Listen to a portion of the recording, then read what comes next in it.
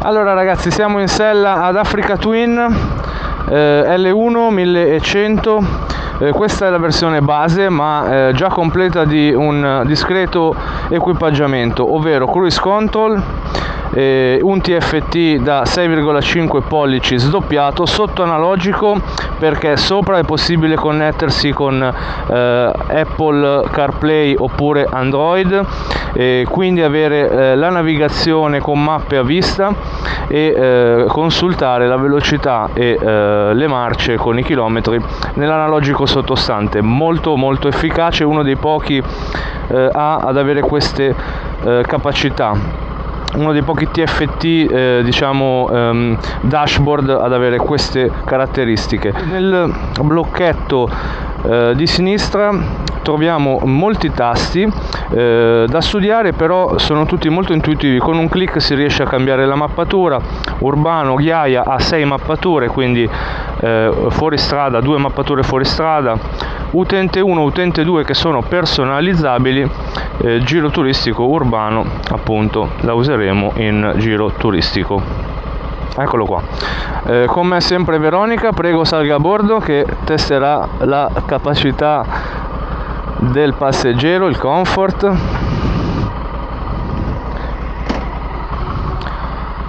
Andiamo. Allora, il motore è bicilindrico 1100 appunto, sviluppa una potenza di 105 cavalli scusate, e 102 Nm di coppia. Un motore che tira molto ai bassi, ma che ovviamente non ha l'allungo di moto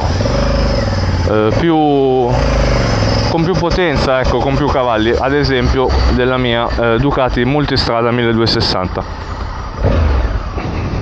Allora, la sella in questa posizione è diciamo al minimo, quindi sella bassa, io sono 1,75, tocco molto bene, qui con la sella bassa siamo ad 84 cm, regolabile su 2 livelli, quella alta credo arrivi a 86, e iniziamo a capire le impressioni di guida. Motore prima di tutto. Allora ragazzi, la coppia arriva subito, questo bicilindrico fronte marcia in linea spinge da praticamente 2000 giri, è immediato, veramente corposo. All'anteriore abbiamo pinze Nissin, il cupolino in questa versione è standard, quindi protegge proprio solo la parte del busto. Abbiamo una dotazione tecnica a livello ciclistico di sospensioni molto votata all'off-road, ha delle forcelle a steli rovesciati con escursione molto importante, Dopo da fermi andremo nel dettaglio e vi farò vedere tutte le caratteristiche tecniche. Ora vediamo come si comporta a livello di agilità. Molto agile, è molto alta, il musone ruota da 21 pollici all'anteriore, quindi dà quella sensazione di dominare l'asfalto, e la spinta è poderosa,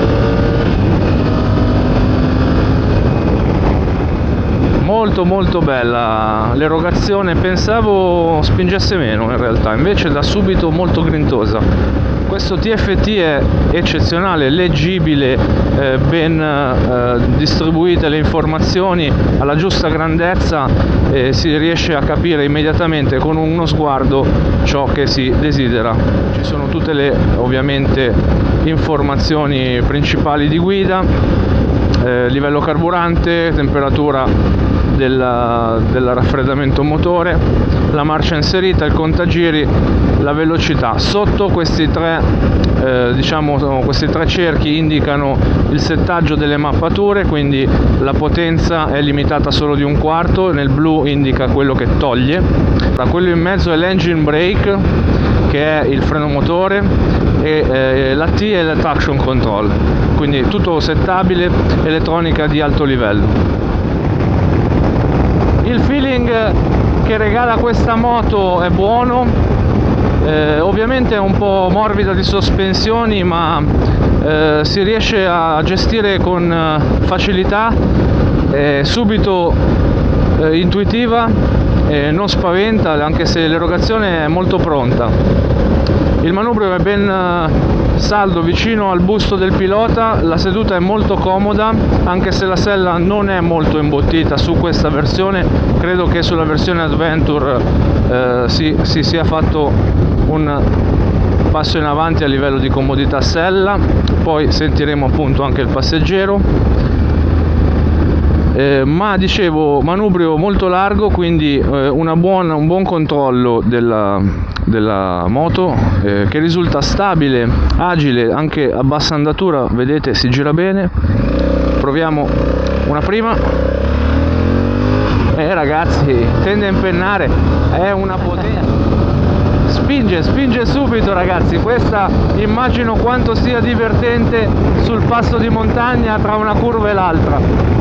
Ha davvero una spinta immediata, poi in allungo si perde un po', ma ciò che serve c'è, e c'è subito. La frenata è eccezionale, anche se non monta le Brembo, ragazzi. Queste Nissin, sia al posteriore che all'anteriore, intervengono in modo efficace e sicuro. La forcella affonda abbastanza, se ci si aiuta però con il freno posteriore, la moto riesce a essere più stabile e a non scomporsi. Adesso ci fermiamo un attimo qui e ve la racconto nelle parti tecniche da fermi.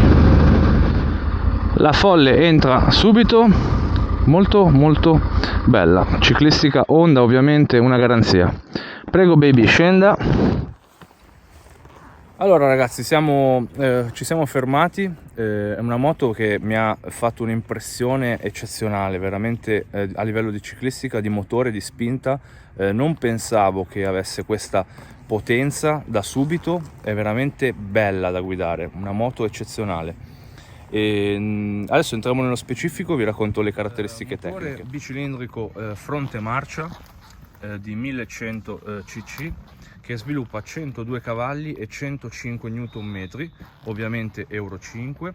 All'anteriore abbiamo doppia pinza a margherita da 310 mm con pinze Nissin a 4 pistoncini che frenano in modo eccellente. Al posteriore invece abbiamo un disco singolo con sempre margherita, disco singolo sempre pinza Nissin a un pistoncino.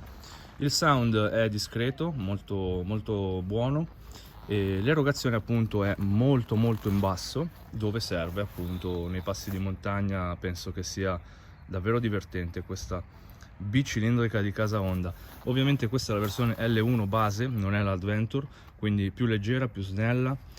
Abbiamo due forcelle Showa con steli da 45 mm, completamente regolabile, con 230 mm di escursione, e al posteriore abbiamo un mono sostenuto da un forcellone scatolato, in alluminio scatolato, un doppio forcellone, un mono dicevamo da 220 mm che garantisce un livello di off-road molto più avanzato rispetto alle classiche crossover che diciamo fanno da competitor a questa Africa Twin. Il cerchio anteriore è da 21 pollici, al posteriore troviamo quello da 17, e davanti ha un pneumatico da 120, posteriore invece un 150. Dicevamo l'altezza sella è regolabile, e precisamente è 85 quella adesso standard bassa, e può arrivare a 87 cm essere alzata. Il peso in ordine di marcia di 229 kg, quindi molto leggera. Ha 4 riding mode più 2 personalizzabili, il cruise control, l'anti-wheeling, l'engine brake, tutto settabile, l'HSTC che è il controllo di trazione su 7 livelli, disinseribile, quindi un dashboard e una connettività eccellente. Qui troviamo anche una presa USB in questo sportellino.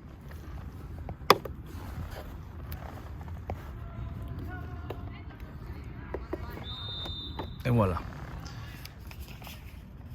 Allora, il consumo medio di questa moto dichiarato è di 20 km al litro, nonostante sia un 1100, quindi ottimo, fa meglio delle concorrenti. Il TFT è da 6,5 pollici e come dicevamo ha una connettività Apple CarPlay e Android Auto. In più è touchscreen, quindi si può toccare, settare toccandolo da fermi, anche con i guanti. Poi appena si va in marcia si disattiva l'opzione di touchscreen e si può gestire il tutto con il blocchetto a sinistra, molto completo e affollato. Bisogna imparare ad usarlo perché i tasti sono molto vicini e quindi bisogna un attimo prenderci la mano. Però ragazzi, una moto veramente che mi ha sorpreso. In questa versione il difetto sono le ruote a raggi che non sono tubeless, ma ovviamente è possibile mettere optional i cerchi a raggi tangenziali che prevedono pneumatici tubeless molto più sicuri. Questo è l'unico difetto che ho trovato in questa moto eccezionale. Ora parliamo di comodità passeggero. La sella dietro, come vedete, è abbastanza imbottita, anche quella del pilota, anche se ho visto fare di meglio. Vediamo, Veronica, che dici? Allora, sì, diciamo che la prima cosa positiva che voglio subito sottolineare è il fatto che è molto agile. È molto, anche la sensazione dietro del passeggero è veramente di stare su una piuma.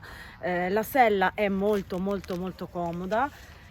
Di contro, perché ci sono sempre anche dei contro, abbiamo delle pedaline che sono molto sottili rispetto ad altre moto testate, perché già si nota la differenza con quella del pilota, che è molto larga. Sarebbe stato carino magari metterla uguale anche al passeggero, insomma, così non è male. Non abbiamo le maniglie, nel senso che abbiamo questo telaio del bauletto posteriore, ma ovviamente sono troppo sotto rispetto alla posizione della sella, dunque in pratica io ho provato a cercarle, ma praticamente è impossibile utilizzarle, anche perché non credo che sia questo lo scopo, nel senso che non credo siano maniglie quelle, è solo telaio. È un telaio che serve appunto per il top case posteriore. Chi ha le braccia lunghe si può aggrappare, certo, però non è proprio, non è il massimo, diciamo che non è utile allo scopo, ecco.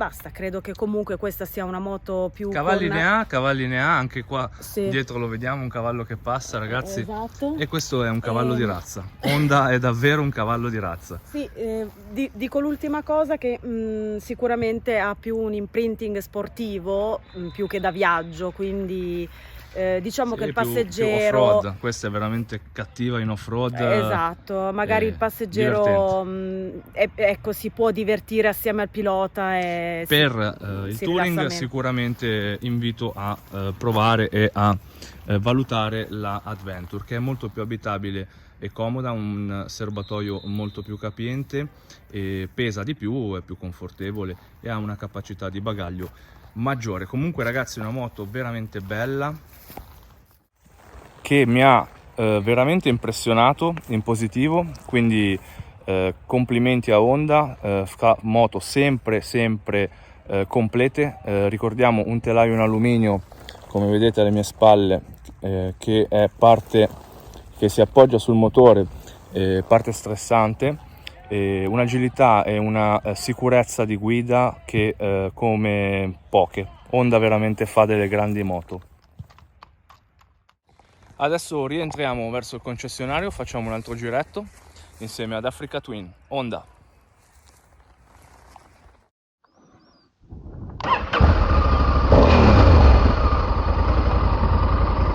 Allora, cavalletto molto ben posizionato e facile da aprire e chiudere. Dashboard di controllo touchscreen, come dicevamo, bellissima ragazzi, moto veramente di alto livello. E poi per lo stile votato all'off-road ragazzi, è veramente divertente, agile. Con questa si fanno degli sterrati veramente belli, anche un po' più impegnativi. Proviamo adesso la guida in piedi, usciamo da questo stop. Ok, guida in piedi ragazzi, eccezionale, un controllo favoloso. Proviamo a cambiare marcia in piedi. Buono, veramente eccezionale. Il telaio ti dà quella sensazione di governare la moto con semplicità e questo motore è veramente eccellente.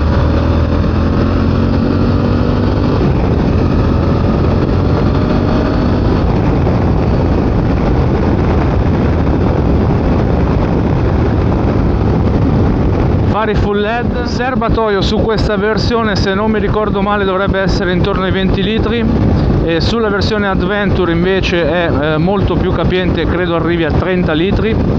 E ovviamente paramani e dotazioni di pneumatico votate Metzeler, votate un po' più allo sterrato appunto, ma ottime anche su asfalto.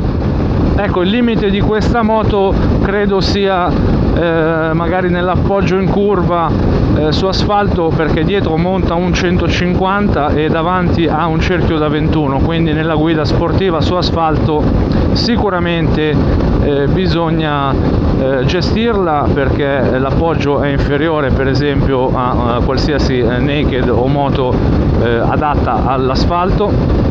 Ma è una sorta di ibrido, ci si troverebbe bene su una strada bianca e credo anche su un passo di montagna con discreta andatura. È veramente elastico, un motore che ne ha sempre, basta sfiorare l'acceleratore e va su come un treno. Davvero, veramente elastico questo motore. Avrei voluto ragazzi provare l'off-road, ma non ho trovato strade adeguate. È una prova, una gentile concessionario Honda di San Martino in Strada, provincia di Lodi, che ringraziamo. Non vogliamo approfittarne più di tanto, ma vogliamo percepire le sensazioni di guida, trasmetterle e renderci conto con pochi chilometri di quello che sono i prodotti che andiamo a provare, niente di più, non vogliamo strafare. Erogazione favolosa ragazzi, moto promossa, davvero bella. Complimenti a Honda. Che agilità. Prego baby, scenda. Allora, nelle manovre da fermo gli stinchi toccano un po' su queste pedane un po' ingombranti, ma capaci di accogliere una guida in piedi, e quindi è normale che intralcino un pochino nelle manovre, però ci si fa l'abitudine, dai. La parcheggiamo e le dico un arrivederci perché questa è una moto molto interessante. Ecco ragazzi, per farvi capire le differenze, questa è la Sport Adventure, quindi serbatoio più grande e raggi tangenziali con pneumatici tubeless.